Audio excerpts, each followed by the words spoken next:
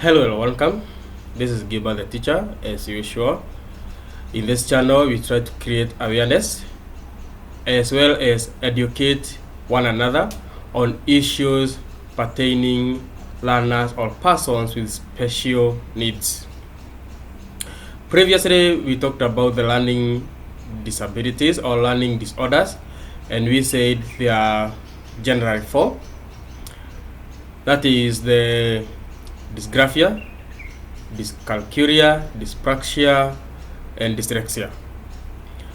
In today's segment, I want to talk about the characteristics of two of those four learning disorders. That is dysgraphia and dyspraxia. The first one will be dysgraphia, as the condition where a person or a learner with special needs has technically poor handwriting.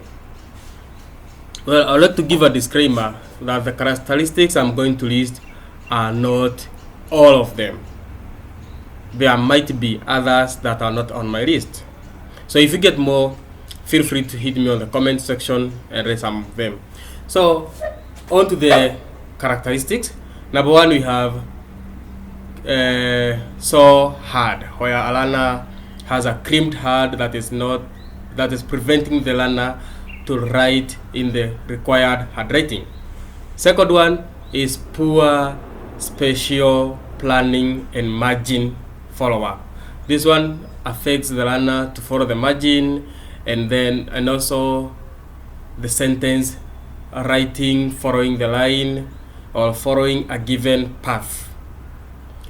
Another one of the symptoms is frequent erasing, where a learner will keep on asking for a rubber to rub something that has been he or she has written wrong, so they'll keep on doing that. The other characteristics is inconsistent spacing when writing. This one will be well seen in letters in between a word or between a sentence. In the word, you might find that the letters are differently spaced. And to talk about a sentence, you find that the words in one sentence are totally different in spacing, that is.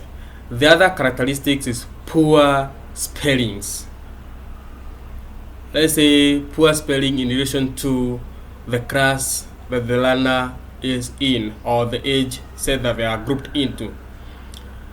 The other characteristics, last one for now, that is missing of letters when writing a word or missing words when writing a sentence or a paragraph.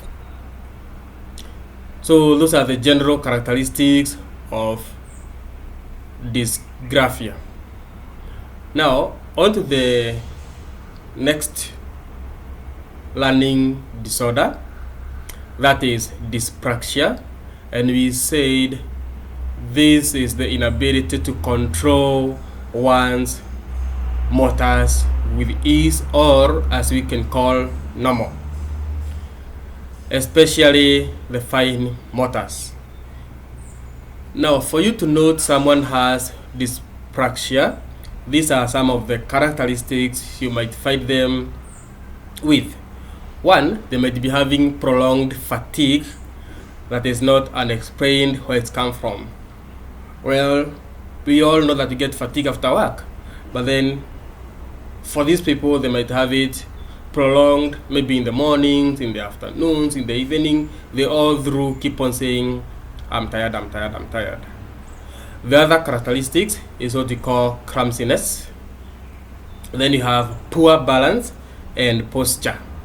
This one we'll mostly see it when the learner is sitting in class or when they are outside having some social activities. Let's say maybe play. The other one is poor eye-hand coordination. Also well seen when writing, when coloring, when writing from board, copying from a board, maybe a blackboard, maybe a whiteboard, to the book. And also outside when playing different type of games that will require the coordination of the eyes and the hand.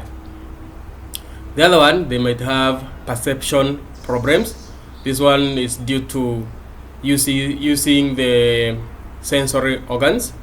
The receiving and the perceiving of information might be different for them. The last one for now is that they have challenges in speech. Some of them will have that due to the involuntary movement of the fine motors in the buccal cavity, which control the way we speak. That is it for today. Don't forget to subscribe, share, and like. Let us embrace each and every person regardless of their situation or their condition.